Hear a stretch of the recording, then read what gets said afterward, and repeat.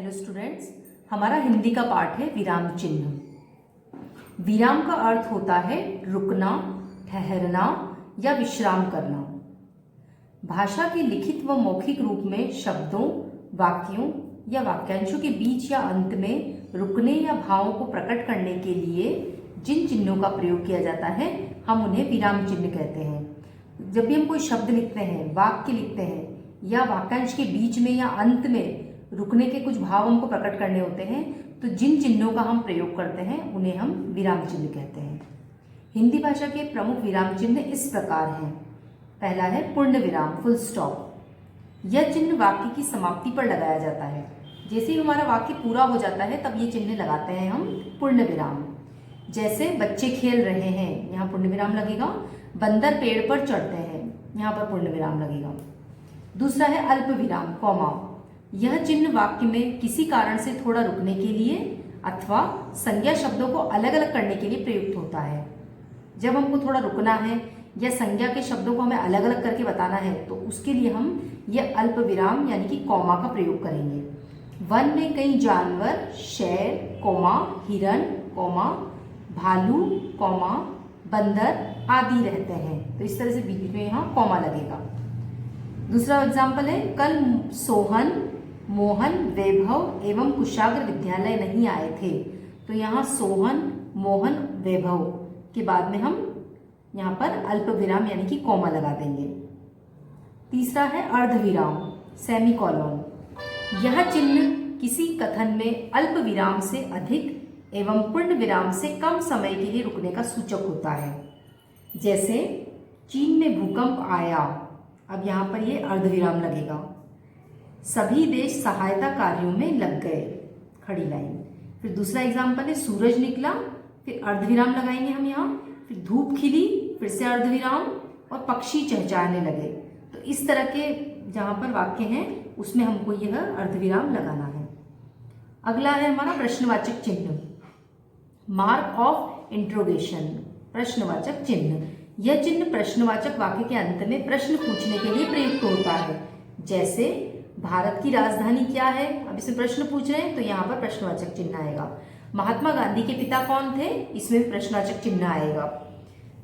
अगला वाक्य है हमारा आश्चर्य या विस्मय सूचक चिन्ह, एक्सक्लेमेशन मार्क। यह चिन्ह हृदयगत भावों जैसे हर्ष, शोक, विस्मय, लज्जा, संबोधन आदि को प्रकट करने के लिए प्रयोग होता है। जैसे वाह आप आ गए, हाय मैं तो लुट गया। तो इस तरह के जो वाक्य होते हैं उनमें उनके लिए हम यह आश्चर्य सूचक चिन्ह उसके बाद में यहाँ प्रयोग करते हैं। अगला है अवतरण चिन्ह, इन्वर्टेड कॉमा। यह चिन्ह किसी के द्वारा कहे गए कथन को ज्यों का त्यों प्रस्तुत करने के लिए प्रयुक्त होता है।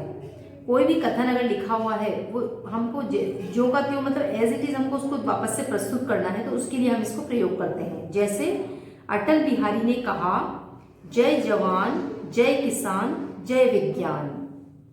दूसरा एग्जाम्पल है सुभाष चंद्र बोस ने कहा, तुम मुझे खून दो मैं तुम्हें आजादी दूंगा।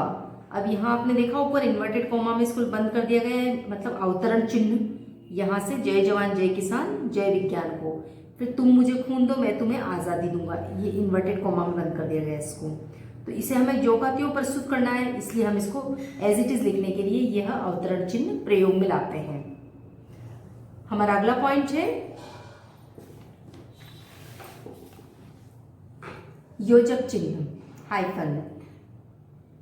यह चिन्ह युग्म शब्दों या सामासिक शब्दों के बीच में प्रयुक्त होता है। मतलब दो युग्म शब्दों मतलब जोड़े वाले शब्द होते हैं जो उसमें इसको प्रयुक्त करते हैं। जैसे जीवन में हानि लाभ तो होते ही रहते हैं, तो हानि और लाभ के बीच में यह योजक चिन्ह लगा दिया गया है। फिर दूसरा एग्जाम्पल है हमें सुख दुख में समान रहना चाहिए, सुख और दुख के बीच में यह योजक चिन्ह लगेगा। तो इस तरह के शब्द जहां आते हैं उसमें यह चिन्ह लगाया जाता है। कोष्टक, ब्रैकेट। यह चिन्ह किसी शब्द अथवा कथन के अर्थ को स्पष्ट करने के लिए प्रयुक्त होता है। किसी का भी शब्द का या कथन का हमें अगर उसका अर्थ बताना है तो उसके लिए हम इसे प्रयोग करते हैं। जैसे उदाहरण है मीरा केशव श्री कृष्ण की भक्ति में लीन रहती थी। तो केशव का मतलब श्री कृष्ण है, तो इसे ब्रैकेट में यहाँ समझा दिया गया है और बता के इसे कोष्टक में बंद कर दिया गया है। दूसरा एग्जाम्पल, भगवान नीलकंठ महादेव आपका कल्याण करे। तो नीलकंठ का मतलब होता है नीला है कंठ जिसका, नीला है गला जिसका, मतलब कौन, महादेव, शंकर भगवान। तो ये बताने के लिए ये इसे ब्रैकेट में यहाँ पर दिया गया है।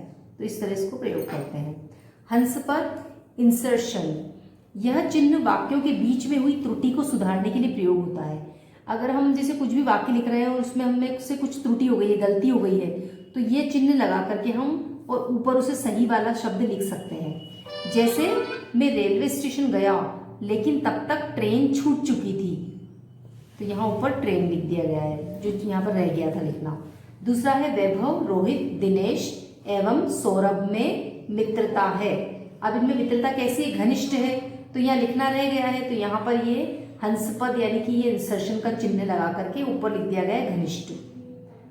अब अगला पॉइंट है निर्देशक चिन्ह डैश, यह चिन्ह वाक्य में किसी बात को स्पष्ट करने के लिए प्रयुक्त होता है। किसी भी बात को अगर हमें अच्छे से स्पष्ट करना है, क्लियर करना है, तो उसके लिए हम इसे प्रयुक्त करते हैं। जैसे दर्जी को ये कपड़े दिए हैं, पैंट, शर्ट, कुर्ता एवं पजामा।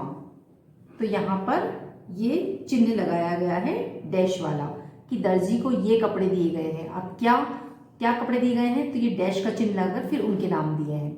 फिर दूसरा है राकेश डैश, चलिए चलते हैं। राकेश बोल रहा है कि चलिए चलते हैं। तो इस तरह से इसको स्पष्ट करने के लिए वाक्य को, शब्द को हम ये प्रयोग करते हैं।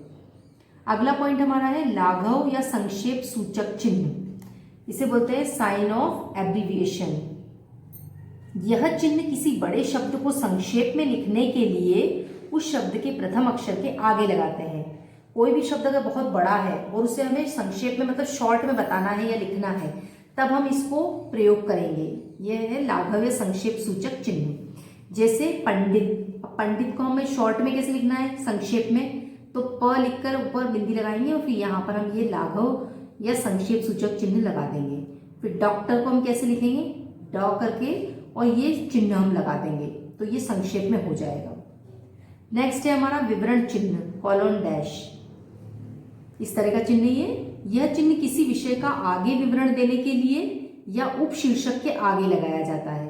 किसी भी विषय का विवरण देना है, आगे हमें उसको और एक्सप्लेन करके बताना है, तो उसके लिए ये लगाया जाता है। जैसे वचन दो प्रकार के होते हैं, अब और बताना है हमको वचन कौन कौन से हैं, तो ये चिन्ह लगाएंगे पहले हम, विवरण चिन्ह यानी कि कॉलन डैश, और फिर लिखेंगे एक वचन और बहुवचन।